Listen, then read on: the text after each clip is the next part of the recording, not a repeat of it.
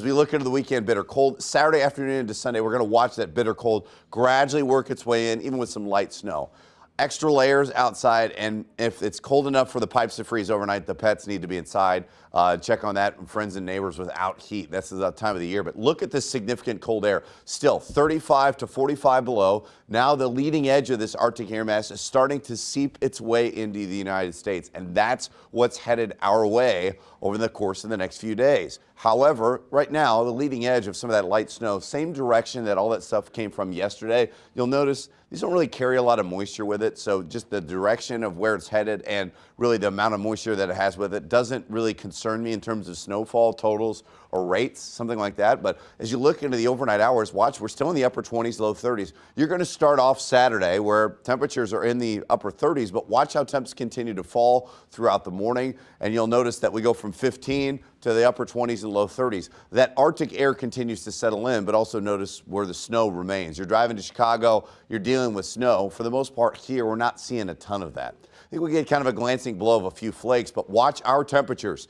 15, 20, they continue to fall throughout the day, and temperatures are headed for the low teens. And by the evening hours, as we clear out, look at some of these numbers by Sunday morning, either around 0, if not a little bit below, or around between 0 to 5. You factor in any sort of breeze Sunday morning, you have between 5 to 15 below 0 is what it feels like. It's significant cold air.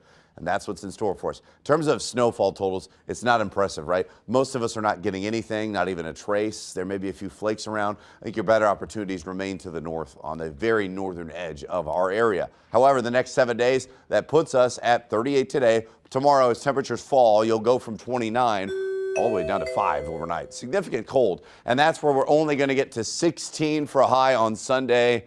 One of these record cold highs are very close to it. Now, the positive is we're not going to drop a ton into the overnight hours, only around 13 degrees, and then we rise back up over the next few hours as we're headed for the mid 40s.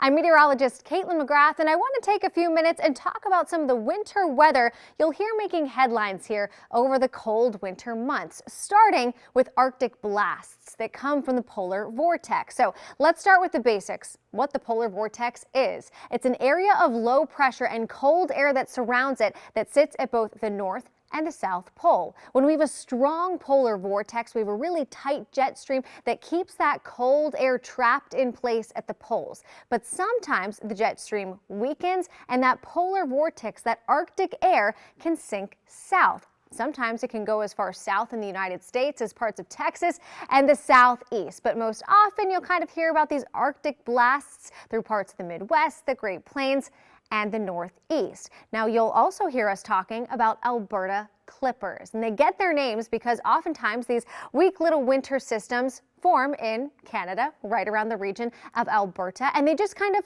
clip parts of the United States. This is the typical path that they may take as they move through the Great Plains into the Midwest, across parts of the Mid-Atlantic, and into the Northeast. They are fast moving and they oftentimes lack moisture. These are not your big blizzards, they're not big nor'easters, but they typically are enough to bring just a little bit of light snow, and oftentimes what moves in behind a clipper is really cold air and blustery wind. Just two types of weather phenomenon that you'll hear about here as we head through the next several months.